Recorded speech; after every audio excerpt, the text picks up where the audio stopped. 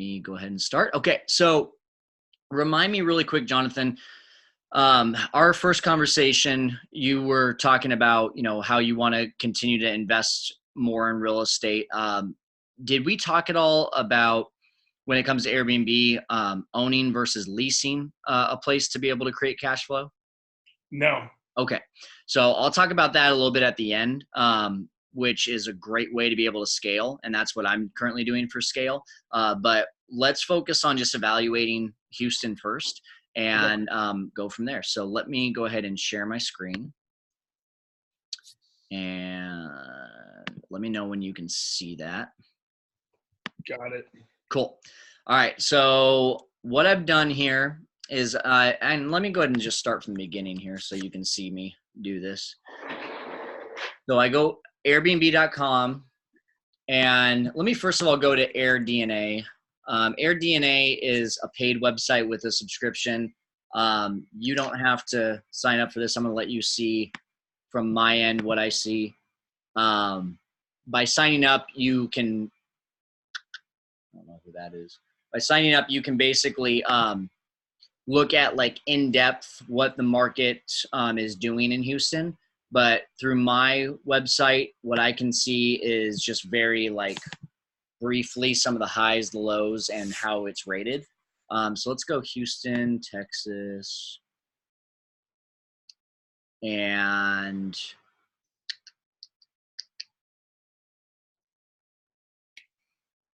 okay. My computer's thinking really hard with streaming as well.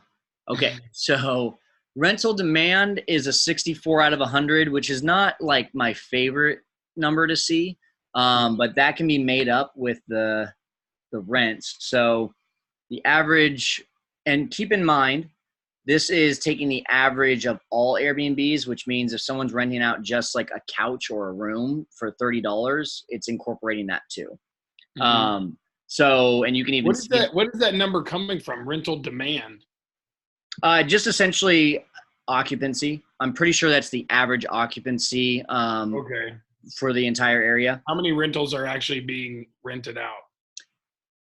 8,181. Okay. Yeah, so there's a lot. But what, Houston's 5 million? How many people are there? Yeah, something like that. Yeah, it's a lot. A lot, yeah.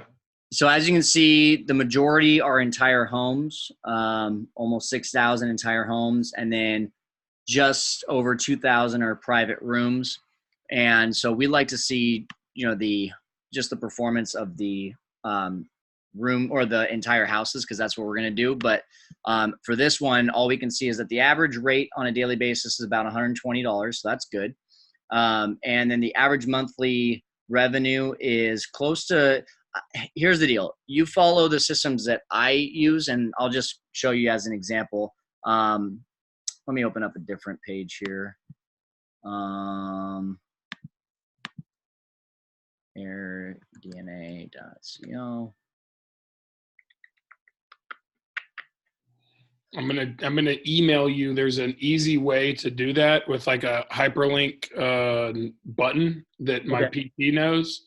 I'm gonna email it to you because I don't remember what it is, but it's fucking brilliant. So like you can just open up the exact page like in a different tab. Just by hitting two buttons. Well, that's nice. Yeah, then I don't know what it is. I wish I could remember shit. That's why you got to write things down and have assistants, right? Mm-hmm. I apologize for the slow internet here. It's having a tough time with streaming and searching on the internet right now. Okay, so let's go Fresno. I want to see if it automatically uploads. No, it's got Houston. Fresno. Come on. It's bad. What do you know? No fiber optics in your house. Right. It's the house internet is not nearly as good as my office internet, but it was a small office day today. So here's the deal. Like Fresno, I've got a rental demand of 89, which is great. And then I've got, in terms of competition, there's only 400 active rentals, but Fresno is nothing compared to what Houston is. So occupancy rate is 80% here. So like at first glance, my market is a better place to be, but that doesn't mean that Houston's not good. I mean, you've got close to 8,000 rentals there. That means that there's proof of concept. People are doing it because it's working. But for example, it says that the average monthly revenue is $2,000. Well, my monthly average revenue, just for example, I had 4.5 places. When I say 4.5, because I added one 2 weeks in last month, 4.5 places earned me 13. It was like 13,500. So if you do the math there, my average was right around like 30. What is that? 2000. It's like 27 or something. It's up there. It's like $700 to $900 more than what the average monthly revenue is here. So the reason is because I've got the right algorithms, the right listing, the right locations. Like I've got all these things down to a system where I know if I start a new Airbnb, it's going to start getting listed. It's starting to get booked, because at the end of the day, like I'm not going to go into a bad neighborhood. I'm not going to list a really crappy place. I'm going to find the ones that are going to attract the most amount of people. And with that being said too, our lowest occupancy rate of the year is November. The average is 70%. Well, my average in November this last month was 92%. So I'm always leaps and bounds above these averages. And that's what I'm teaching my students as well to do in order to, be able to maximize and optimize the listings, maximize profits and all that good stuff. So in other words, what I'm showing you here, take with a grain of salt, because at the end of the day, we're looking at average people, and what I'm teaching is not average results. Yeah. You want to, so I live in the Woodlands. You see that just above there, the Woodlands Spring? Yeah, right here. Yeah. If you put in the Woodlands Spring or Spring, yeah. See what that says. Just curious. So there's 468 active, little more in terms of balance there, and it's better. The average rate is 141. Monthly revenue average this is more compared to Fresno now. So now you can start looking at 71 for the rental demand. I think that's even better that you're in that location. Yeah, I wouldn't want to be driving down to Houston to do anything with the house. So no, and and that's the reality here, Jonathan, is that in the beginning, I know you said you're a pretty busy guy, whether it's you or you're married, right? Yeah. Yeah. You, your wife, someone that's close to you that you trust, that has to. Who? Is he coming to see me? JR canceled? Oh. Okay. And Jeff's booked? Jeff has. Okay. All right. Oh, we're done. Okay, thanks. I had a last minute person come in. Oh, no problem. No, keep going. Let's okay. We got 6 minutes. Let's knock it out. Okay, cool. So I'll rush through this here. So basically what I would do if I were you is take some time to go on here. And you said Woodland Hills? The Woodlands. Oh, the Woodlands, Houston. That was it. Yeah.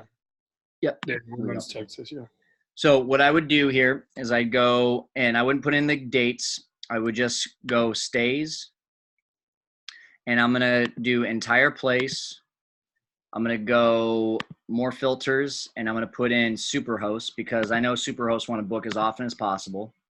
And now I've got every single Superhost that's renting out an entire place in this area, and I can look at neighborhoods, and I can look at prices, and I can start zoning in a little bit more on what can my place go for. So let's just say that we're right up here against Oak North Ridge. And look at all the activity here. You're hovering over where I am right now. Oh, that's awesome. That's meant to be. So let's just say, all right, let's take this one, for example, $139. It's got 43 reviews. It's got almost 5 stars. This is someone that has some credibility, and it would be something that we'd want to model ours after. It's a 2-bedroom, 2-bath. I don't know if you saw it. It was an apartment. And this is one that looks like, if you go down to their calendar, look at this. All of December is almost already booked. And these are the only dates that are open. They've already got a few days in January booked. I always like to see that. And so what that means, if I do the math here, let's just say they're booked out 20 days out of the month, which would be pretty low. 20 times, what's an average mortgage or rent out there? What do you think? Fuck, man. I mean, like $1,600. Okay. So if they're booked 20 days out of the month at $140 a night, you just gross $2,780. That's not including your cleaning fees or charging extra for extra guests, which I do for all my listings. Subtract your $1,600 mortgage, and let's just call it another $300 of expenses, and you've pretty much netted almost $900 in 1 month. And that would be, I'd say, a low end. I don't like going for ones that are 900. I like going for ones that are $1,000 or more. So this, I know you're in a hurry. So that's just a real, like, very much overview, 5,000 foot overview of how I evaluate a location. But I think you are green lights go, especially for the Woodlands. You've just got to decide at this point, like, what strategy you want to use. And the best advice that I can give you is, no matter if you are looking to own a place or to lease one, which again, I'll give you more information on that, but you want to be really in the neighborhood of like $1,500 or less per night of rent or your mortgage. And you want to be in an area that you know that you're going to be able to get over $100 or more a night. If you can do that, you can have low occupancy and still kill it. Yeah. So $1,500 a month for your mortgage or rent. And so then one of the things that you're doing is over 100 per night. Yeah. But one of the things that you're doing is actually renting a house and then doing Airbnb with it. Yep, exactly. So a few reasons for that. So you don't overextend, I would imagine. Yeah, exactly. I don't have to put down more than about $8,000 to rent, versus actually owning a house is going to cost me that 20% down plus furnishing it. If I rent it, all I'm doing is furnishing it. It's also, let's say you buy a house today, the market crashes next month, you're stuck with a house versus being stuck with a lease. Yeah. So it's an easier exit. And at the end of the day, if I can have a great relationship with a landlord that has maybe 10 different houses, and I create this great relationship in year one, I make 10 grand off of renting out their place. They love it because the place is in tip top condition. They're going to want to rent out other ones to me, and I'm going to be able to scale this. So again, that's like the super streamlined answer there. But that would be, if I were you and I was looking to get into this, I would be looking at what house do I already own, or what opportunity I already have in my power to try out Airbnb, or trying out what we call rental arbitrage, which is a way to be able to lease and rent it out. I like what you're talking about. Cool. So I know you're super short on time. So what I'm going to do is just give you like a 30-second little pitch here of what I do to help out. But you got to determining like which way you want to go will determine which option is best for you. If you want to own and rent, you're going to want to use me as a one-on-one coach. I'm helping people really to laser in on what's the right deal, what's the right size, what is everything that you need in order to make sure that when you are going to own a property, that it's the right one for Airbnb. It's a 2-month program where I'm helping you find the place, helping you get everything in place, and then also helping you to manage it the first month, where I'm co-hosting with you. Yeah. And that's a $3,000 investment for basically the 2 to 3 months that I'm working with you. Or if you like this rental arbitrage thing, I've got a partner who made his own course. This guy grosses over $2.1 million every year with rental arbitrage. And he has made a course that is easy. You could watch in one weekend. Usually costs $2,000. For all of my students, he gives it to them for $1,000. And it'll equip you to be able to go out and start having conversations with landlords and property managers and lock down some locations. Cool. All right. Cool. Good information. Right. Yeah. Cool. I have this. Yeah. If you email me this video, it'd be great. My father-in-law will be interested in this too. So, cause that's who I thought was coming in. So I was actually going to pull him in. That's why I'm like, JR canceled. Yeah. So, because I was going to pull him in and then he could see you and then I could talk to him about it. Got it. So, because he wants to do something, he's on disability and they have money. So it's like, so he wants to do some investing together. he's at home on disability, so he could do more operational stuff. That's he good. could do this stuff. Yeah, I'm that's busy. good. So, but Okay. go ahead. I was gonna say, I know you got to run. Let me go ahead and send you this video. You can show it to your father-in-law, and then I'll also send you another link that has more information about my coaching program, and then I'll put a little bit more information about the course in there too.